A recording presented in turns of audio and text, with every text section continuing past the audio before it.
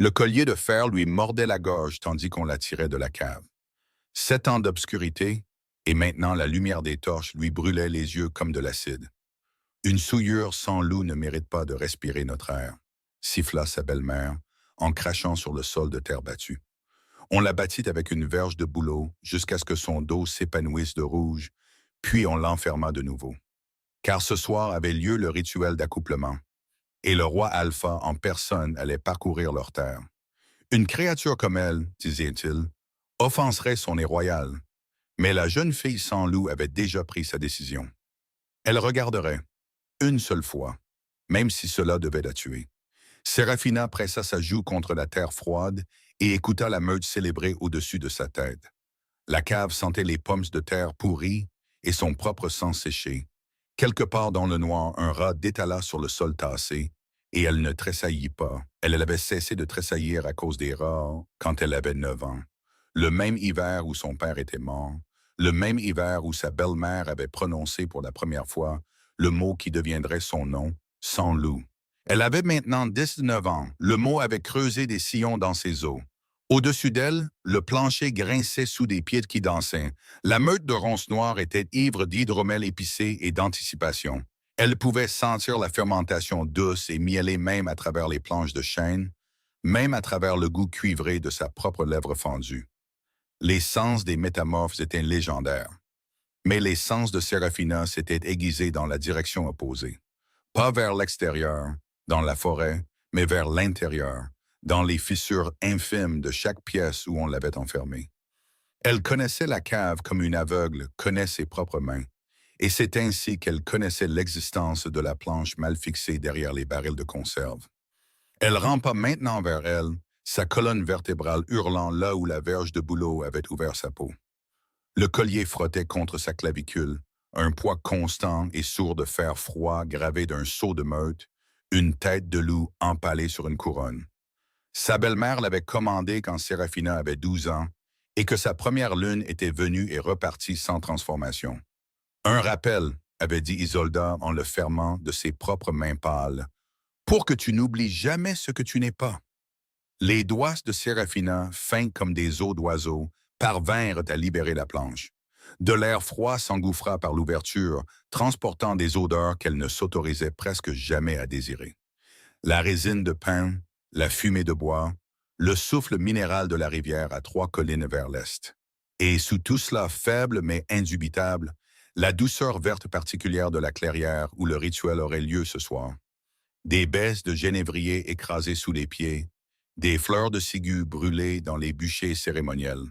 Le roi Alpha arrivait. Le roi Terenvir Draken du Nord cendré, l'Alpha le plus redouté des 7 royaumes. Les lignées de la meute murmuraient en son nom comme les villages humains murmurent celui des tempêtes, avec superstition, avec effroi, avec une sorte d'amour réticent. Il avait tué son propre oncle à 16 ans pour revendiquer le trône. Il n'avait pas pris de Luna au cours des 12 années qui avaient suivi. Ce soir, sur le terrain rituel central à 2 miles dans le bois d'épines, chaque femelle non accouplée de 100 nobles métamorphes de chaque meute du territoire s'offrirait lors de l'ancienne cérémonie. Et si l'une d'entre elles lui plaisait, elle deviendrait reine. Aucune d'entre elles ne lui plairait. Tout le monde le savait. Il avait déjà rejeté 9 rituels de ce genre. Séraphina ne se souciait pas de devenir reine. Elle ne se souciait pas d'être remarquée. Jamais. De toute sa vie, elle n'avait été remarquée d'une manière qui ne se terminait pas par des bleus. Elle voulait seulement voir. Elle voulait voir un rituel de métamorphe comme les autres filles le voyaient. Depuis le bord d'une clairière éclairée par le feu, avec les loups hurlant leurs chants anciens, avec les tambours traversant ses côtes comme un second battement de cœur, elle voulait voir les siens être beaux, juste une fois, avant de mourir dans cette camarade. Car elle savait, avec la certitude tranquille d'une personne qui a accepté beaucoup de choses cruelles, qu'Isolda avait l'intention de la tuer bientôt. Les coups étaient devenus plus durs cette année, les repas plus maigres, les verrous plus lourds. Juste une fois, pensa-t-elle, en se faufilant par l'ouverture dans les planches pour atteindre le vide sanitaire derrière.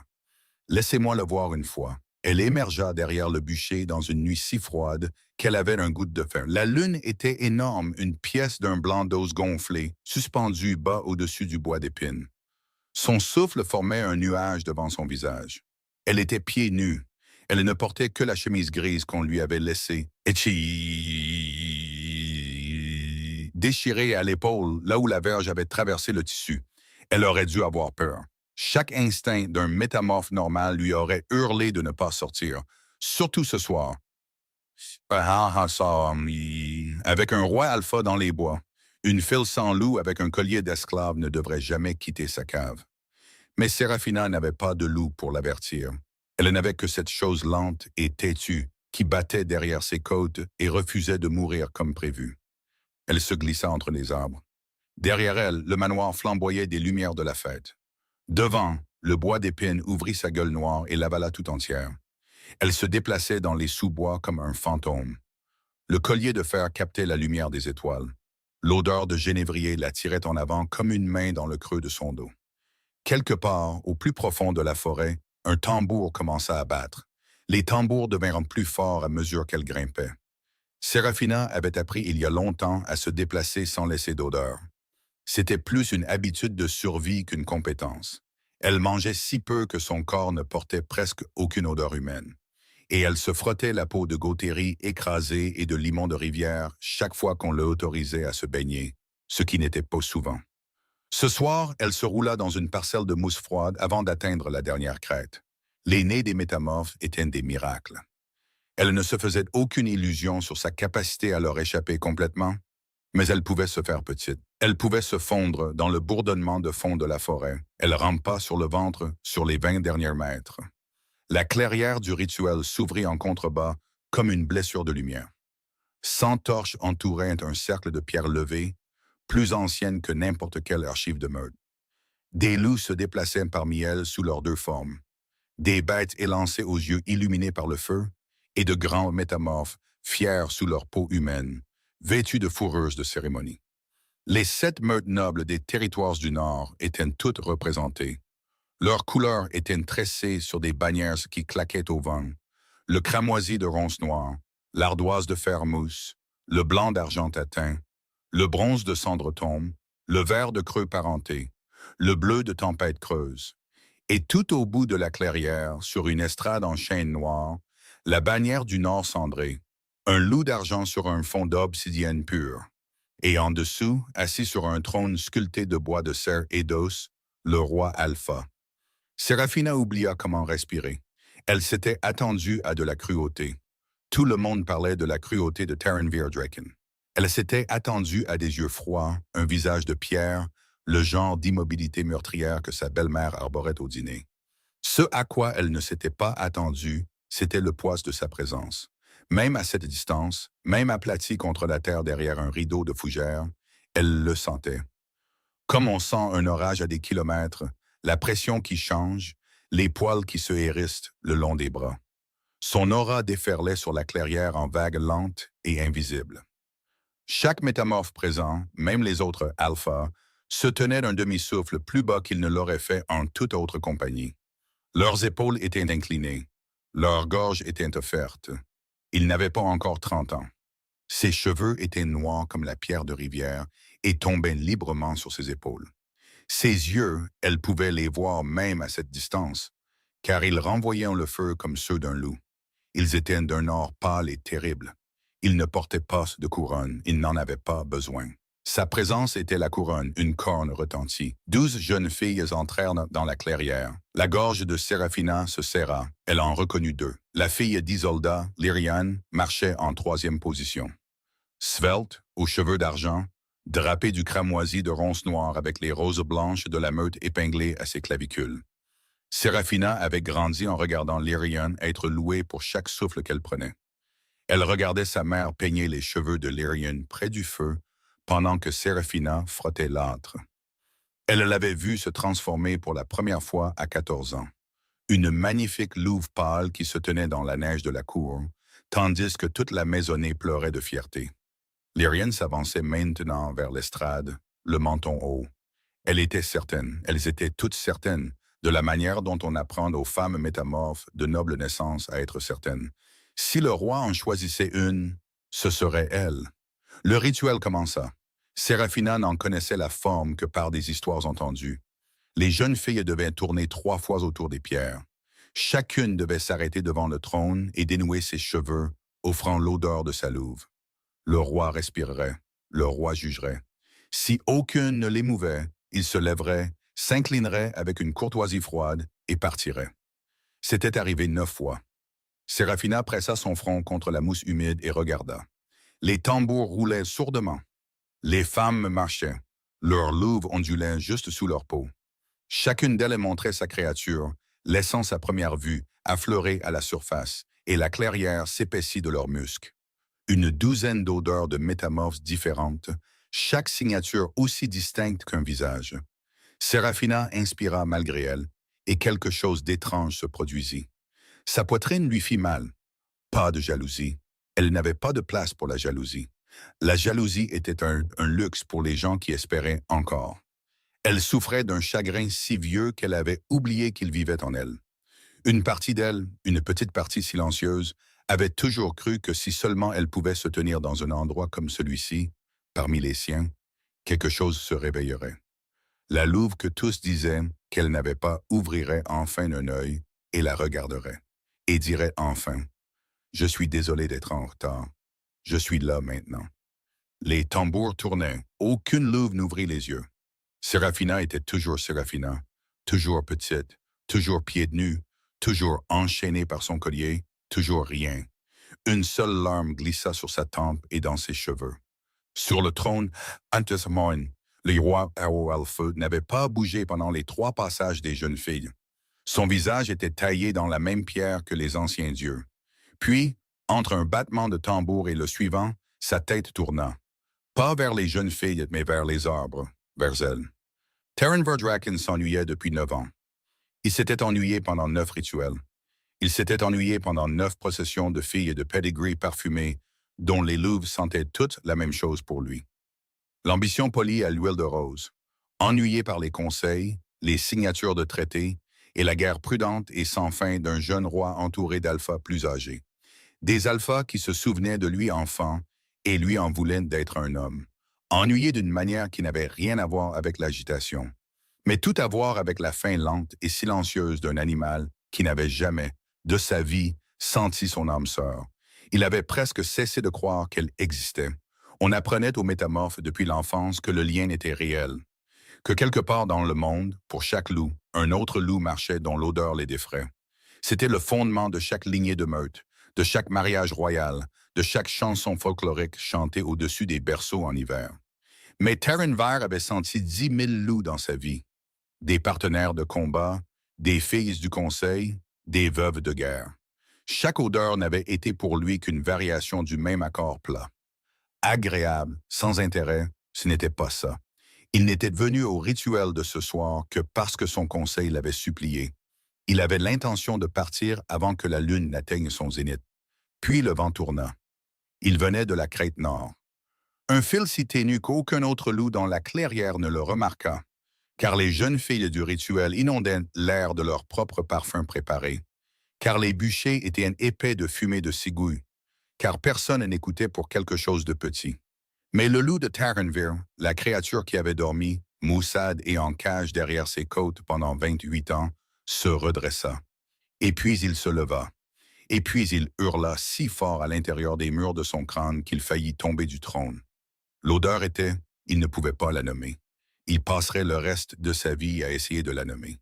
C'était quelque chose comme l'eau froide d'une rivière sur une pierre propre. Quelque chose comme la première pousse verte perçant la neige. Quelque chose comme l'intérieur d'une blessure qui avait enfin cessé de saigner. Ce n'était pas du parfum. Ce n'était pas de l'ambition. Ce n'était pas poli. Ce n'était pas de pedigree. Ce n'était pas préparé pour lui. Ou c'était de la douleur. C'était une odeur qui avait été si violemment réprimée qu'elle avait presque disparu.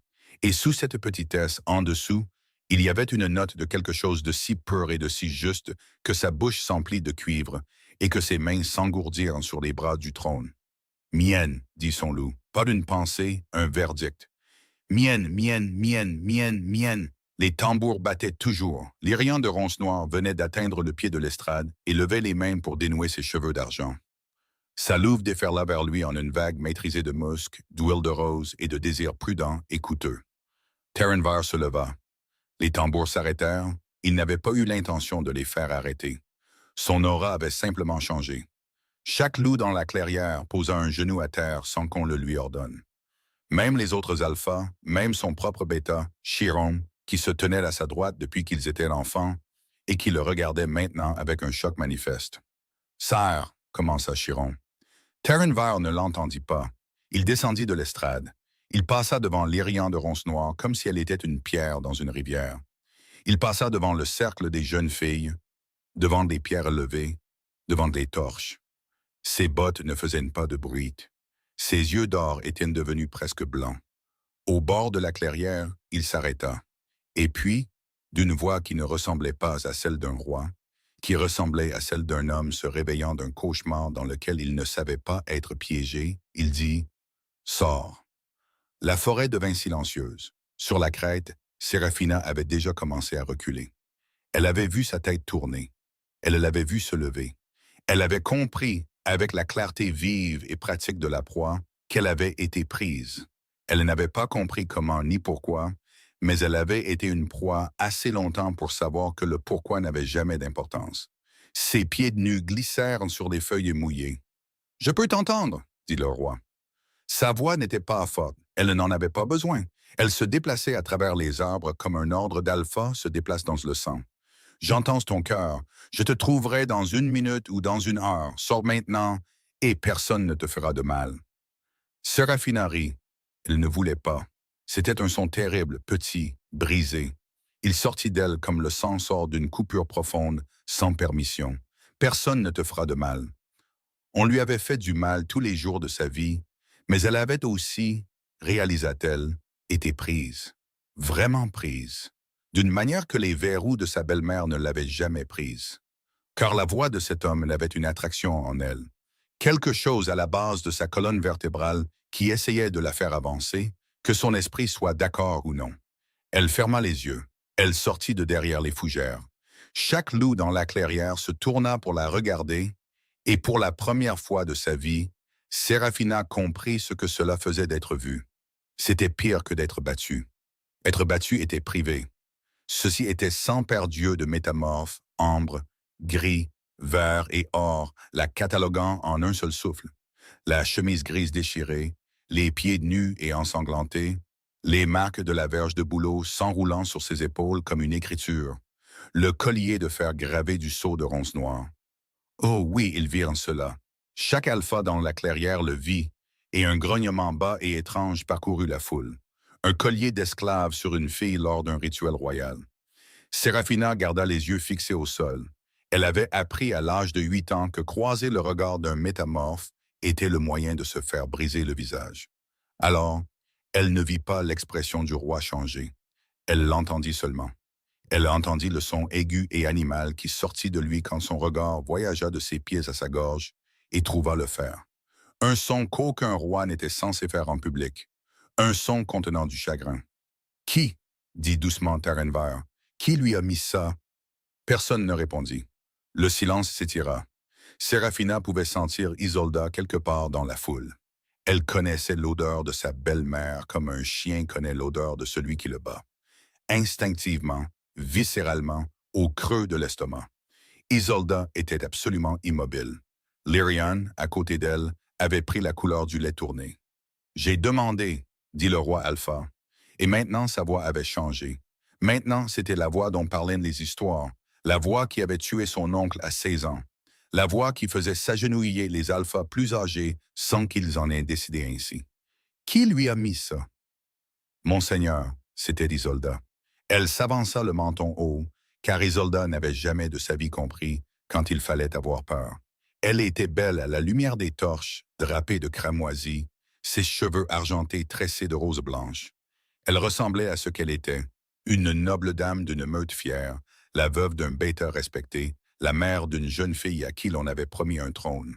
« Monseigneur, je dois m'excuser pour cette intrusion. La créature est à moi, une servante de la maison. Elle est sans loup. Elle a échappé à ses liens et a pénétré sur un sol sacré.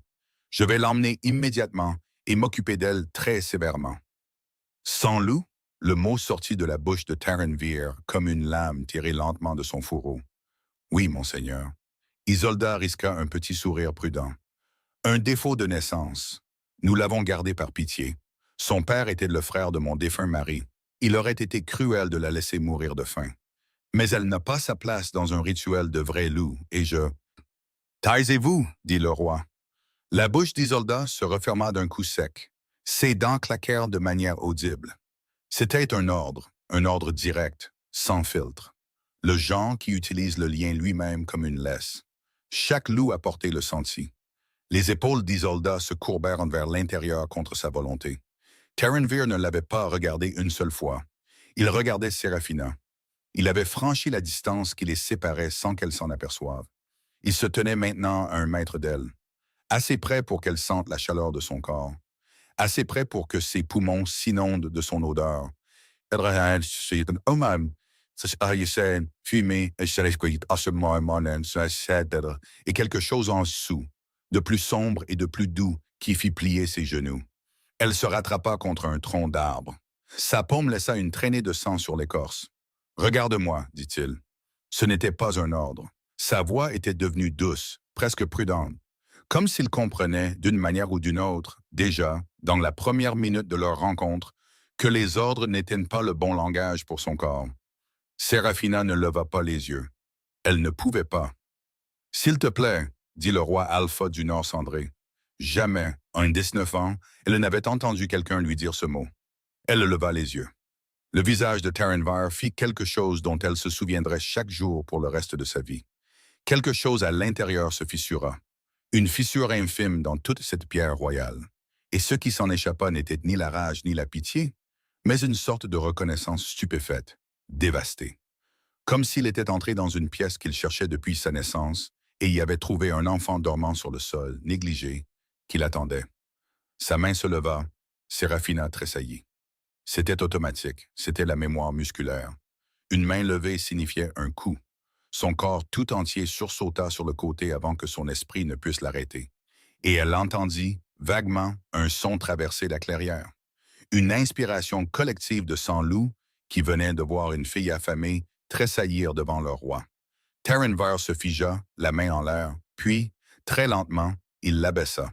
Il s'agenouilla devant les 7 meutes, devant son propre bêta, devant Isolda de Ronce-Noire, dont le visage avait enfin pris la bonne couleur blanche.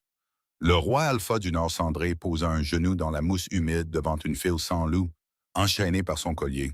« Je ne te toucherai pas, dit-il, tant que tu ne me diras pas que je peux. » Chiron, le bêta du roi, retrouva sa voix le premier. « Sire, il avait traversé la clairière à grandes enjambées, son visage sombre tendu par l'alarme particulière d'un homme qui avait passé une décennie à garder son alpha en vie contre ses pires instincts. « Sire, avec respect, nous devons partir. Ce n'est pas... »« Elle est mienne, dit Taranvir. » Il n'éleva pas la voix. Il ne se leva même pas. Il le dit simplement, doucement, dans l'espace entre lui et Séraphina. Et chaque loup dans la clairière l'entendit aussi clairement que s'il avait hurlé. Les genoux de Séraphina cédèrent enfin. Elle tomba dans la mousse en face de lui parce que ses jambes ne fonctionnaient plus. Et parce qu'une chose ancienne dans son corps reconnut que s'il s'agenouillait, elle pouvait s'agenouiller aussi. Et pour la première fois de sa vie, s'agenouiller ne serait pas une posture de peur. Son collier de fer capta la lumière des torches. Une larme coula sur son visage et se logea dans la fente de sa lèvre. « Je ne comprends pas, murmura-t-elle. Je sais. Ses yeux d'or n'avaient pas quitté les siens. Je vais t'expliquer. Je t'expliquerai tout. Mais pas ici. » Monseigneur, la voix d'Isolda était montée d'un ton. L'ordre alpha qui la clouait sur place s'était suffisamment relâché pour la laisser parler, et elle profitait de chaque centimètre. « Monseigneur, je dois protester. Quelle que soit la confusion qui a saisi votre majesté, je vous assure que cette créature n'est pas ce qu'elle semble être. Elle est sans loup. Elle ne peut pas être une âme sœur. Le lien ne fonctionne pas dans les corps sans loup. C'est une question de biologie, de... » Chiron. Taranvar n'avait toujours pas quitté Séraphina des yeux. Si elle prononce un mot de plus, arrache-lui la langue. Chiron, à son honneur, dit seulement « Oui, sire », bien que sa mâchoire se soit crispée. Isolda imite un petit son étranglé et se tut. « Séraphina, dit Taranvar. Elle sursauta. « Comment savez-vous Ton nom est sur le collier. Elle avait oublié, bien sûr. Isolda l'avait gravé là, avec le sceau de Ronce-Noire. Séraphina, sans loup, propriété de la maison Ronce-Noire. De la même manière qu'on grave le nom d'un chien, elle n'avait entendu personne prononcer son nom à voix haute, doucement, depuis tant d'années qu'elle avait à moitié oublié qu'il était le sien. Séraphina, répéta le roi, et cette fois sa voix se brisa un peu, comme si le goût du mot était presque trop pour lui. J'ai besoin que tu entendes quelque chose. Ta belle-mère a tort sur le lien, sur toi, sur ce que tu es. Je n'ai pas de loup. Sa voix était plate. C'était la voix qu'elle utilisait pour énoncer des faits qui lui avaient été martelés à coups de poing. Je ne me suis jamais transformé. J'ai 19 ans. C'est trop tard. Écoute-moi. Il se pencha en avant, juste un peu, et son odeur déferla de nouveau sur elle. Cèdre, fumée, cette douceur plus sombre en dessous. Et elle comprit, avec une sorte d'horreur vertigineuse, que son corps réagissait, qu'un coin profond et inutilisé d'elle-même était en train de se déployer. Un loup n'est pas un muscle. Un loup est une âme. Les âmes n'arrivent pas en retard. Les âmes arrivent quand le corps est assez sûr pour les accueillir.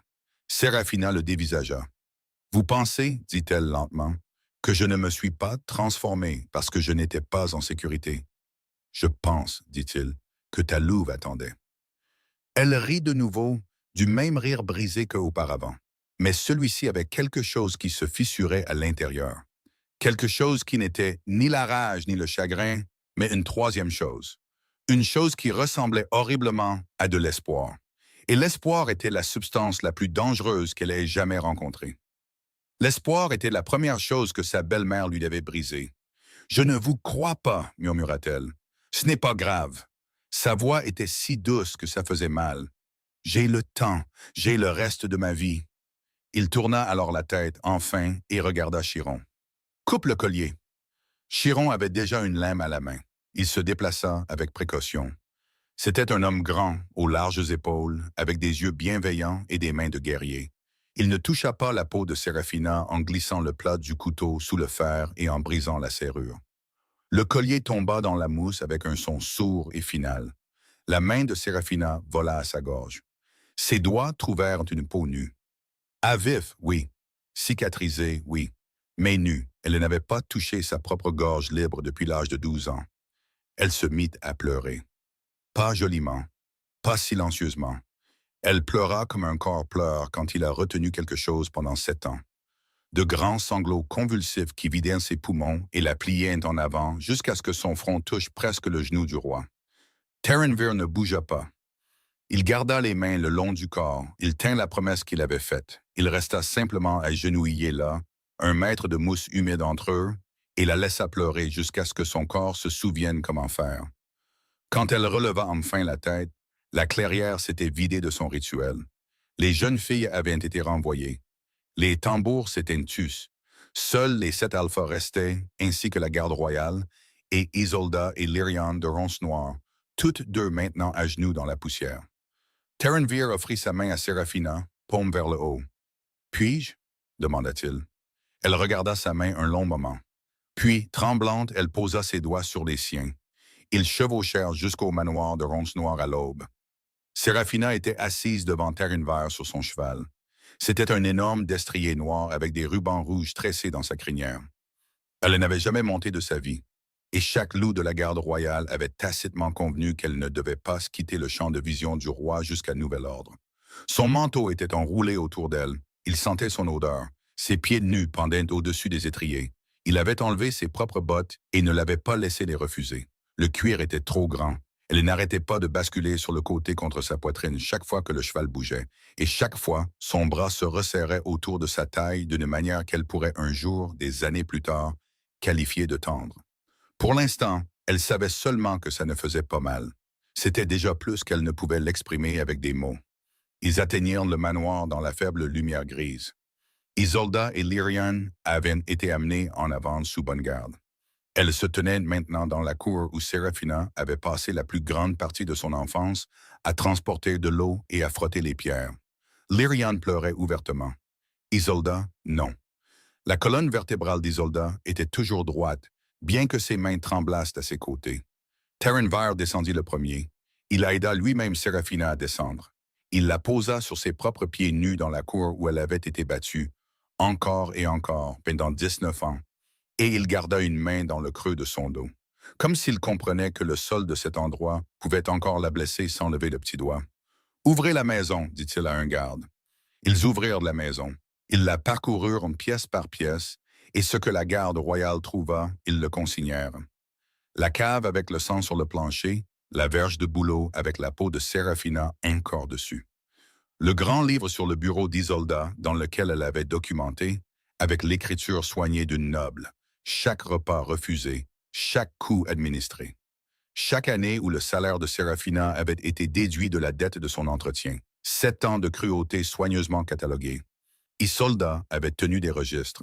C'est ce que-là, plus que tout, qui brisa les 7 alphas qui avaient chevauché avec eux. La loi de la meute dans les territoires du Nord n'était pas douce, Dégès. La loi de la meute permettait la discipline. La loi de la meute permettait d'humilier les sans-loups. C'était une vieille et laide coutume, mais c'était la loi. Ce que la loi de la meute ne permettait pas, ce qu'aucune loi dans aucun territoire ne permettait, c'était la torture prolongée d'un parent de sang de sa propre âme sœur. Le père de Seraphina était le frère du mari d'Isolda. Seraphina était, à tous égards de la parenté métamorphe, de la famille.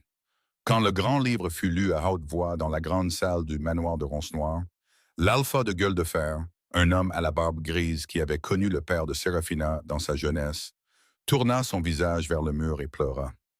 Seraphina se tenait au pied de l'estrade et regardait la scène. Elle s'était attendue à ressentir du triomphe ou de la fureur, ou au moins de la satisfaction. Le plaisir vif et brûlant d'une blessure enfin vengée. Ce qu'elle ressentit à la place fut d'un calme étrange et flottant, comme si elle regardait une pièce de théâtre sur une fille qui lui ressemblait. Comme si la fille du grand livre avait été quelqu'un d'autre, et que Seraphina elle-même n'était qu'un témoin. Debout maintenant parmi les rois, écoutant sa propre vie être lue comme la déposition d'une femme morte, Terenvir la sentit vaciller. Il lui attrapa le coude sans regarder. « Respire », murmura-t-il. « Je respire. » Plus profondément, elle essaya. Isolda fut amenée pour être condamnée. Selon le droit, selon l'ancienne loi, et l'âme sœur lésée avait le premier droit sur la punition d'un agresseur familial. Terenvar aurait pu demander son exécution. Aucun alpha dans la pièce n'aurait levé la main contre cette requête. Il ne le fit pas. Il se tourna plutôt vers Seraphina. « Ceci t'appartient, dit-il doucement. Pas à moi. J'exécuterai tout ce que tu demanderas, mais je ne le choisirai pas pour toi. » Seraphina fixa sa belle-mère. Isolda était à genoux. Ses cheveux argentés s'étaient défaits. Sa robe cramoisie était striée de la saleté de la cour. Son visage, que Seraphina avait craint pendant 19 ans, qui avait flotté au-dessus d'elle dans ses cauchemars comme une lune pâle et froide, ressemblait soudain, insupportablement, au visage d'une femme d'âge moyen ordinaire qui était la cour de mensonges. Isolda leva les yeux. Pour la première fois dans la mémoire de Seraphina, il contenait de la peur. « S'il vous plaît », murmura Isolda. Seraphina la considéra. Elle pensa à la verge de bouleau, à la cave, au collier, à la gravure propriété de la maison Roncenoir, qui laisserait une cicatrice qu'elle porterait jusqu'à sa tombe. Elle pensa aussi au genre de femme qu'elle voulait être, maintenant qu'on lui permettait d'être une femme tout court. « Retirez-lui son nom », dit Seraphina. Sa voix était rauque. Elle l'avait à peine utilisée depuis des heures. « Retirez-lui son rang. Envoyez-la dans les domaines frontaliers pour travailler dans les cuisines pour le reste de sa vie. Qu'elle apprenne ce que c'est que d'être petite. » Une longue pause. « Et Lyrian ?» demanda Terenvir. Seraphina regarda sa demi-sœur, le visage de Lyrian taché de larmes, les cheveux d'argent et les roses blanches. « Lyrian ne m'a jamais frappé, dit-elle. Laissez-la choisir son propre exil. » Terenvir inclina la tête. « Comme vous le direz. » C'était fait. Ils la ramenèrent chez elle, dans le nord cendré, au printemps. Chez elle! Le mot ne convenait pas encore à sa bouche. Seraphina le pratiquait comme on pratique une langue étrangère. En silence, en privé, devant une fenêtre qui donnait sur des montagnes si énormes qu'elles lui faisaient mal à la poitrine. Le donjon royal du Nord cendré était construit à flanc de falaise, au-dessus d'une rivière de la couleur du verre vert. Ses appartements avaient 5 fenêtres. Elle les avait comptées la première nuit, puis avait pleuré, puis les avait comptées à nouveau. Terenvir ne partageait pas ses appartements. C'était son choix, annoncé discrètement le premier soir. Tu seras mon âme sœur quand tu choisiras d'être mon âme sœur, pas avant. Le lien a attendu 28 ans. Il peut attendre un peu plus longtemps. Il dormait dans une chambre à 3 portes de la sienne. Elle l'entendait faire les 100 pas certaines nuits. Elle l'entendait aussi ne pas faire les 100 pas, ce qui était en quelque sorte pire. Le silence d'un loup se disciplinant contre sa propre faim. Il lui fit la cour à la place. Il lui apporta des livres. Son père lui avait appris à lire avant de mourir et Isolda le lui avait interdit après. Et Terenvar avait remarqué d'une manière ou d'une autre, lors de leur première semaine ensemble, la façon dont ses doigts planaient sur les dos des livres dans la bibliothèque du donjon, comme une affamée près du pain. Alors il lui apporta des livres, de la poésie d'abord, parce que la poésie était sûre et courte, puis des livres d'histoire. Puis un matin, un énorme atlas des 7 royaumes reliés en cuir avec des cartes peintes à la main. Et elle pleura sur l'atlas pendant 1 heure parce que c'était le plus bel objet que quelqu'un lui ait jamais donné. Il lui apporta aussi de la nourriture. Pas de grands festins, de petites choses, du pain chaud avec du miel, des œufs à la coque, de la truite de rivière cuite simplement avec du beurre et du sel. Il avait parlé lui-même au personnel de cuisine des portions, de ce que le corps d'une fille à moitié affamée pouvait et ne pouvait pas supporter dans les premiers mois où elle était nourrie. Elle prit du poids lentement. Ses cheveux, qui avaient été cassants et ternes, s'épaissirent pour prendre la couleur du blé foncé. Et le soir, il se promenait avec elle dans les jardins. Les jardins du Nord cendré étaient sauvages, pas les roseraies manucurées des cours du Sud, mais une étendue en terrasse de bruyères de montagne et de sapins alpins et de petits ruisseaux froids qui coupaient de la pierre. La plupart des nuits, il marchait sans parler. Elle n'était pas encore douée pour la parole. Il avait appris, sans qu'on le lui dise, que le silence était une forme d'amour qu'elle pouvait recevoir sans tressaillir. Il gardait dans la poche de son manteau le collier de fer brisé. Elle ne lui avait pas demandé de le garder. Il l'avait ramassé dans la mousse cette première nuit après que Terenvar le lui ait coupé du cou, et il ne lui avait jamais dit pourquoi il le portait encore. Elle soupçonnait, sans toutefois le demander, que c'était un rappel pour lui-même.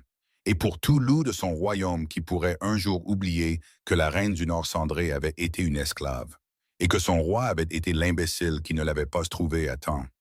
Le collier brisé deviendrait, avec le temps, le symbole de son règne. Mais c'était pour plus tard. D'abord, il y eut la transformation. Elle eut lieu une nuit de fin de printemps, 5 mois après son arrivée. Elle marchait seule sur la hitch terrasse. Terenvar lui permettait la solitude chaque fois qu'elle le demandait, bien que la garde ne soit jamais tout à fait hors de portée de voix. Et le vent de la rivière était soudainement devenu chaud. Une odeur monta de la vallée. De l'herbe nouvelle, de la pierre mouillée, quelque chose avec de la fourrure se déplaçant à travers les pins. Séraphina s'arrêta de marcher. Sa poitrine fit quelque chose d'étrange. Elle se serra comme un poing se refermant sur son cœur, puis elle s'ouvrit. Elle s'ouvrit dans une direction qu'elle n'aurait jamais cru possible. Et quelque chose en elle, qu'elle avait cru absent pendant 19 ans, se retourna et se réveilla. La douleur était extraordinaire. C'était aussi la première douleur de sa vie qu'elle avait désirée. Elle tomba à genoux sur la pierre froide de la terrasse, et ses os commencèrent à bouger. Sa peau commença à brûler. Elle s'entendit faire des sons qu'elle n'avait jamais faits. Des sons non pas de peur, mais d'effort, comme les sons que fait une femme en travail. Et elle comprit, vaguement, à travers le voile blanc de l'agonie, qu'elle n'était pas en train d'être détruite. Elle était en train de naître. Terenvar la trouva là.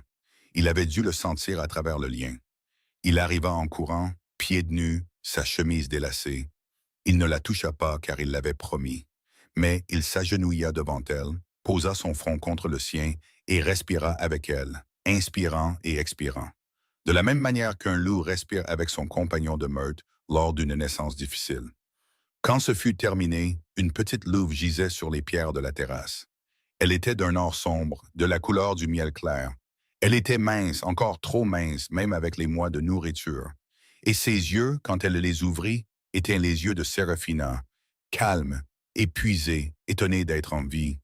Terenvar émit un son qui était à moitié un rire et à moitié un sanglot. « Te voilà, murmura-t-il. Te voilà. Nous attendions. » 3 ans passèrent. Séraphina avait appris que certaines choses ne guérissaient pas. Certaines choses ne faisaient que cicatriser. et les cicatrices restaient accessibles par temps froid, et un jour on cessait de s'attendre à autre chose. Elle ne serait jamais une femme qui ne tressaillait pas aux voix fortes. Elle ne cesserait jamais de vérifier instinctivement si une porte avait un verrou à l'intérieur aussi bien qu'à l'extérieur. Elle porterait les cicatrices de la verge de bouleau d'Isolda sur son dos pour le reste de sa vie. Taryn Vare lui avait demandé une fois, avec hésitation, si elle voulait que le guérisseur de la cour essaye de les lisser, et elle avait dit non. « C'est une carte, lui dit-elle. De là où j'ai été. » Il n'avait plus demandé. D'autres choses, cependant, guérir, plus qu'elle ne l'avait cru possible. Son corps s'étoffa, ses cheveux dépassèrent sa taille, son rire, qui avait été une chose rare et fêlée la première année, vint plus facilement la deuxième. Et à la troisième, c'était devenu un son que les serviteurs du donjon tendaient l'oreille pour entendre lorsqu'ils flottaient dans les couloirs. La reine rit, se disait-il, et ils vaquaient à leurs occupations en souriant. La reine, elle ne se reconnaissait toujours pas entièrement dans ce titre, mais elle y répondait. Elle portait le diadème d'argent et de perles de rivière que Taryn Vare avait commandé pour son couronnement. Et quand elle entrait dans une salle du conseil, même les plus vieux alphas se levaient. Ils s'étaient mariés à l'automne de la première année. C'était une petite cérémonie selon les normes royales. Taryn Vare avait compris, sans qu'on le lui dise, qu'une foule n'était pas la bonne forme de joie pour Y. Seulement les 7 alphas de Meurthe, Chiron et une poignée de serviteurs qui avaient appris à l'aimer au donjon. Elle avait porté de l'or sombre, la couleur de sa louve. Taryn Vare avait porté du noir. Il avait prononcé ses vœux avec sa main sur la sienne, posée sur le collier de fer brisé. Il lui avait enfin dit pourquoi il le portait. « Pour que je n'oublie jamais, dit-il, que te trouver n'était pas suffisant, que je dois continuer à te trouver chaque jour. » Elle avait pleuré, bien sûr. Elle pleurait facilement maintenant. Pleurer, s'est-il avéré, était une sorte de langage que son corps avait emmagasiné pendant 19 ans, et son corps avait l'intention de l'utiliser. La réconciliation avec Lyrian eut lieu la deuxième année. Lyrian avait choisi l'exil dans les couvents du Sud, une vie de service, de travail tranquille, d'expiation. Elle écrivait des lettres. Au début, Séraphina les brûlait sans les lire. Puis, une nuit d'hiver, elle a décidé d'en lire une. Elle l'a ouverte et elle a trouvé à l'intérieur, non pas des excuses, mais une liste. Chaque cruauté dont Lyrian se souvenait, chaque fois qu'elle était restée sans rien faire, chaque fois qu'elle avait ri parce que leur mère riait. La liste faisait 4 pages et se terminait par une seule phrase. « Je ne demande pas le pardon. Je te dis que je le vois maintenant. » Séraphina avait répondu. Lentement, au fil des mois, une correspondance s'était établie. Pas une amitié. Séraphina ne savait pas si ce mot serait un jour possible, mais quelque chose de plus calme. Un fil entre deux femmes qui avaient toutes deux grandi dans la même maison de cruauté et y avaient survécu différemment. Au 3e printemps, Lyrian fut autorisée à effectuer une seule visite au donjon. Elles avaient marché ensemble dans le jardin pendant 1 heure, parlant peu. Et quand Lyrian est parti, Séraphina est restée longtemps à la balustrade de la terrasse, à regarder la route. Taryn Vare était venu derrière elle sans la toucher. « Ça va ?» demanda-t-il. « Je ne sais pas, dit-elle. Je crois que oui. C'est assez pour aujourd'hui. »« Oui, dit-elle. Ça l'est. » Ils restèrent en silence tandis que le soleil se couchait derrière les montagnes. Le collier de fer brisé était maintenant suspendu dans une petite alcôve de la grande salle. Pas vraiment exposé, mais gardé sous une seule bougie qui était allumée chaque nuit et éteinte chaque matin. Séraphina avait choisi l'emplacement elle-même. La meute avait fini par comprendre ce que cela signifiait sans qu'on ait besoin de le leur dire. Les enfants sans loup n'étaient plus cachés dans les territoires du Nord. Les enfants sans loup étaient plutôt amenés au donjon où la reine elle-même les recevait. Là, elle s'agenouillait, parfois pendant 1 heure, devant un enfant effrayé. Elle leur montrait les cicatrices sur son propre dos et disait doucement « Un loup est une âme. Les âmes n'arrivent pas en retard. La tienne attend seulement que tu sois en sécurité. » Certains d'entre eux se transformaient finalement. D'autres non. Séraphina les aimait exactement de la même manière dans les 2 cas. Un soir d'été de la 4e année, Séraphina se tenait sur la haute terrasse, le bras de Taryn Vare autour de sa taille, et une de ses mains reposant sur la courbe douce de son ventre. L'enfant en elle avait 3 mois. Le guérisseur a dit que c'était une fille. Taryn Vare avait déjà commencé, en secret, à construire un berceau en frêne de montagne sculpté. En dessous d'eux, Dans le jardin, deux petites loups culbutaient dans la bruyère. C'était le plus jeune couple d'enfants sans loup qu'ils avaient accueilli et qui, tous deux, ce printemps, avaient enfin trouvé leur fourrure. La lumière était dorée. Le vent était chaud. Séraphina appuya sa tête contre l'épaule de son mari. « Nous y voilà, murmura-t-elle, à personne et à tout le monde. Nous sommes là maintenant. » Et le Nord cendré, enfin, était en paix. Si le voyage de Séraphina vous a ému, si vous avez ressenti le froid de la cave, la coupure du collier et le miracle silencieux d'une fille qui rentre enfin chez elle, s'il vous plaît, aimez cette vidéo pour aider plus de lecteurs à trouver son histoire. Partagez-la avec quelqu'un qui croit, comme nous, que la guérison est possible même après les blessures les plus profondes. Et abonnez-vous pour plus de romances de métamorphes, de drames royaux et d'histoires où les cœurs les plus doux revendiquent les trônes les plus féroces. Votre prochain chapitre vous attend. L'histoire de demain suit une Luna Balafré qui entre dans la meute de son ennemi à la veille de la guerre. Activez la cloche, ne la manquez pas.